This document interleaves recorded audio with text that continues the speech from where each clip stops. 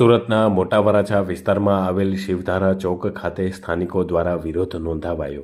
એક સાથે 3 mobile tower ખડકી દેતા સ્થાનિકો દ્વારા વિરોધ। મહિલાઓ અને પુરુષોએ એકઠા થઈ અને નારેબાજી કરી અને પોતાનો વિરોધ દર્શાવ્યો છે। શિવધારા ચોક પાસેના એસએમસીના ખુલ્લા પ્લોટમાં આ અસામાજિક તત્વોનો ત્રાસ હોવાનો પણ આક્ષેપ કરાયો છે। આ અસામાજિક પ્રવૃત્તિના કારણે મહિલાઓને ઘર બહાર નીકળવું પણ મુશ્કેલ બની રહ્યું છે। સુરત મહાનગરપાલિકા તાત્કાલિક આ અંગે કોઈ નિરાકરણ લાવે તેવી સ્થાનિકોએ માંગ કરી છે। આખો દિવસ 24 કલાક એને ઘરે રહેવાનું હોય છે। સુરતના આરોગ્ય મંત્રી અને એસએમસી વાળાની અમારી એક જ અપીલ છે કે આપણે પર્યાવરણના જતન માટે વૃક્ષો વાવીએ છીએ અને આ લોકો છે તે અહીંયા ટાવર ઊભા કર્યા છે।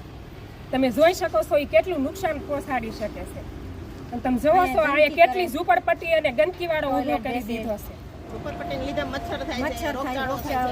ચોમાસામાં તો આખું તળાવ ભરાઈ જાય છે અહીંયા, અમે રહી પણ નથી શકતા અને આ લોકો એટલા ઝઘડે છે ને તો બપોર વચ્ચે કે રાત્રે સુવા નથી દેતા। આખો દિવસ દારૂ પીવે છે ધમાલ કરે છે।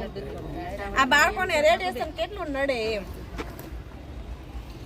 છોકરાઓને પરીક્ષા ચાલતી હોય તો આમાં વાંચવું કેમ એમ બધા લડલડ કરતા હોય, દારૂ પીને જેમ ભાવે એમ બોલતા ટાવર હાઉસ બનાવી દીધું છે આ લોકો એની પોતાની જગ્યામાં માત્ર અને ટાવરનો ઊભો કરી દીધો અને રાતે કામ કરવા આવે અને મટીરિયલ રાતે મૂકી જાય અને પાછું રાતે જ ફિટિંગ કરવા આવે। એટલે કોઈને જાણ કર્યા વગર અહીંયા ફિટિંગ કરી દીધું। નકર અમને આજુબાજુમાં બધી સોસાયટીઓને પૂછવું જોઈએ કે તમારે અહીંયા ટાવરની નાખીએ છીએ કઈ રીતે તમને કંઈ નુકસાન નડે છે, કોઈ પરવાનગી લીધી નથી ને એમને ફિટિંગ કરી દીધી।